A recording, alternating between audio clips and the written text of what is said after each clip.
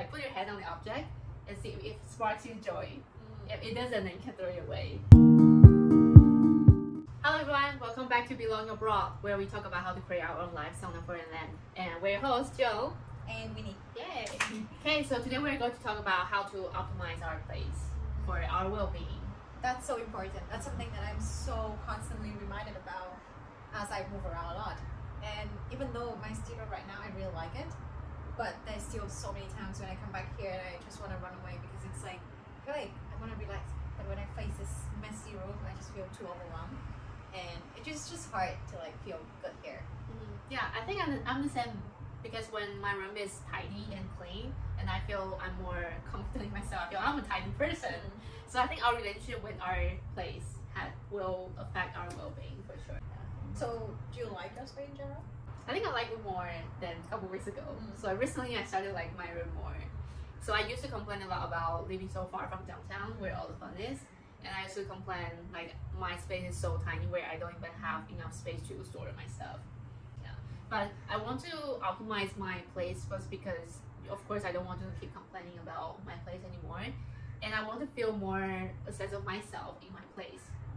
Compared to before, I like to hang out at my friend's place because I didn't want to come back. But I still would like to have that sense of, okay, this is my place, I feel at ease and I feel belonging and relaxed and having a place that I'm happy to come back to. Yeah, I think sometimes I have the same issue before when I live in a very small room and all I wanted to do is to go to other people's places. At the same time, that's really, like, I feel like I can only feel relaxed when I go to their places, but that means that I'm dependent on them. And that's like, I think it's the exact opposite of what we want when we move abroad. Because I thought of my idea of being abroad is like having more freedom, being independent, but yeah, having a space that I cannot go back to and feel at ease is like robbing the very fundamental idea of that. But I think it makes sense in a way when we deal with the messiness, because the life that we used to have back home, I feel like it was more standard.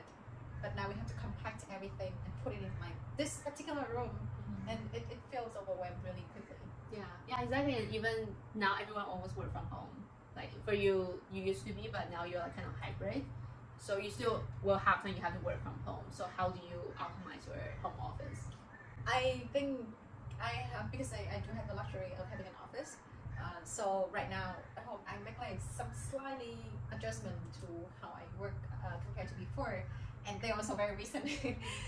So the first one is very intuitive. It's about lighting. So with brighter light, we feel more awake, more alert. So my workspace is very close to the window, which is very good.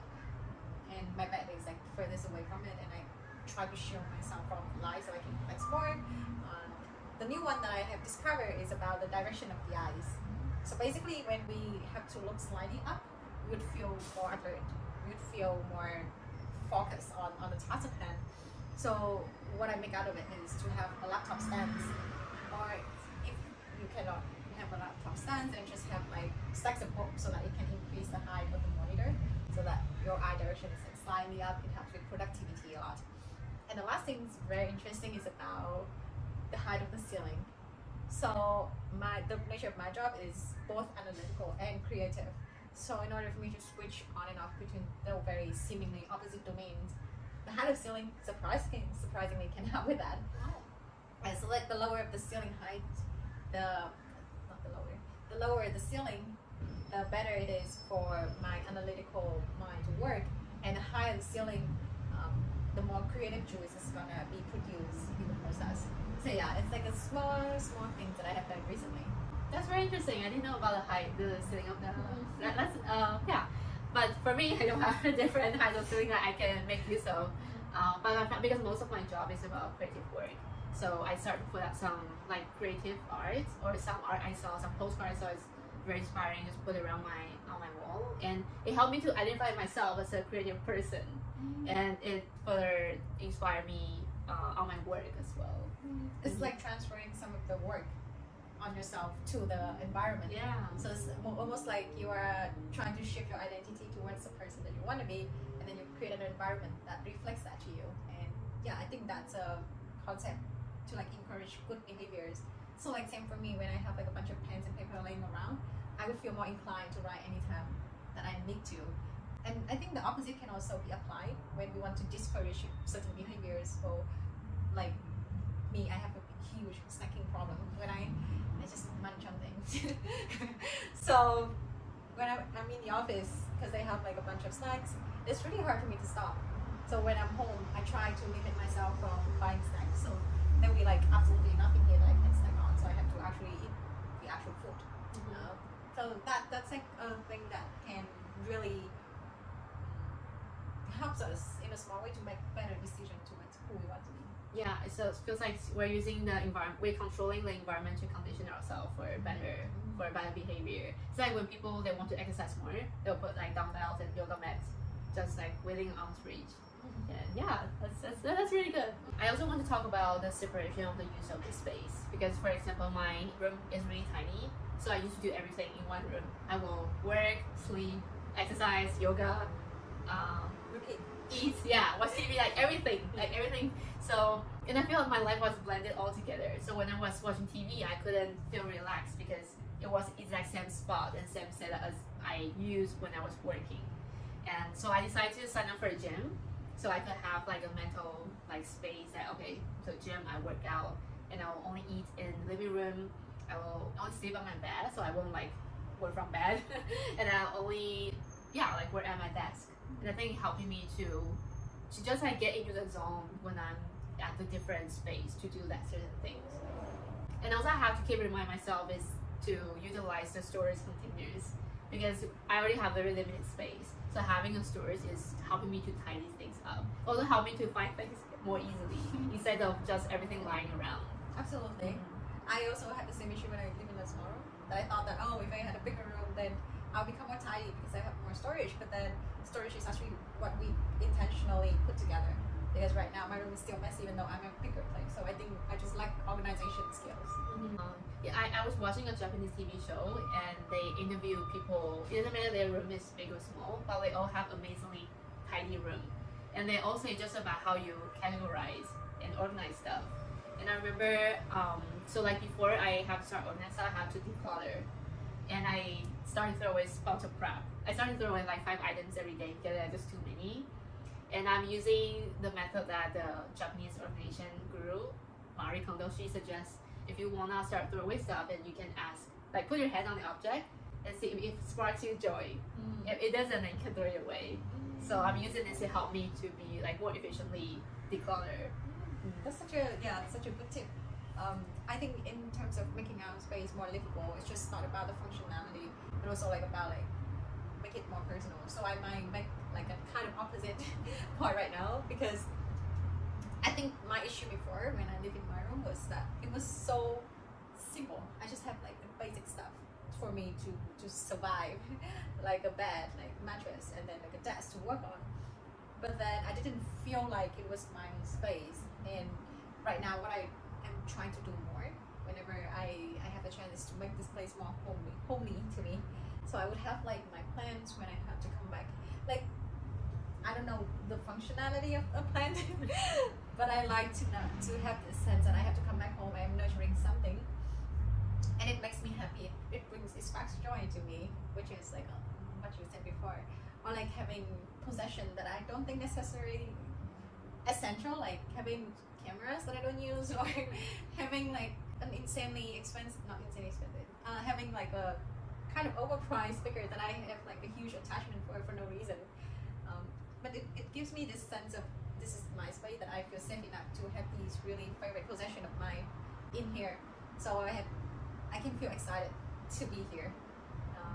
And it gives me like the sense of I belong to my space. This is mine. I think for me, I used to also have very minimum items in my room because for everyone who is like moved away from home, and we are not sure we're gonna stay here for the long term. So when I was working towards to get my work permit, I feel okay, I could leave anytime. So I just don't want to create more attachments.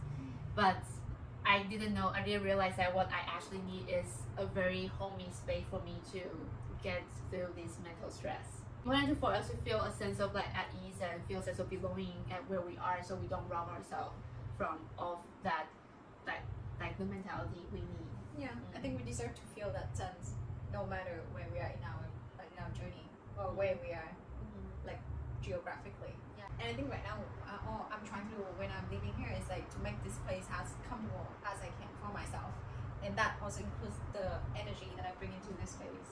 And that would mean that I would be more selective the people I let in, because in the past I used to just have like a bunch of friends coming in here, which was really nice because I like to hang out with them. But there are like certain points when I feel like I let a lot of energy that I didn't really feel like receiving at the time in my space, and it just exhausts me even when I just want to. So right now what I want to do is like preserve that sense of I don't want to have that kind of energy coming in here, because this is a safe place for me, this is my safe haven. And that also applies to a lot of relationship, but the most important one that I also realize is our partner, especially our romantic partner, because when I spend a lot of time with a person in my own space, sometimes I perceive it as like a shared space, and having that share mentality kind of prevent me from being really like relaxed or like really myself. I feel like it's a part of me that I'm sharing with a person, that I should preserve some for myself at the same time. So yeah, I'm trying to balance the time that I spend here or I spend at their place, or just like being outside, so that it doesn't drop me from feeling like I have something for myself. Yeah, I think we human beings always get attached to the environment. So let's say if I always go to this restaurant with this particular friend, and every time I go there, I'll always associate the feelings. It doesn't matter if the feeling with that friend is good or bad. It will always be about them and like kind of like our shared space, instead of me personally like that restaurant. But also I want to talk about like the areas and surroundings of our place, because it used to be one of the reasons I didn't want to come back home, because I disliked the neighborhood. It was too boring, it was like too quiet. But until I went to New York City a couple weeks ago, I was in a city where there are constant noise, crowd, cars honking, and air pollution. And so I started to appreciate that, oh, my neighborhood is actually very, very quiet and clean and safe. So I think it was a privilege to be able to live somewhere that has those like quietness and nature so close by. Also, like living close to downtown means higher rent, as everyone knows that. So I think for me, I actually care about to save the money on rent, so I can like travel more. So that's like the lifestyle I prefer to have. I think that's a big realization.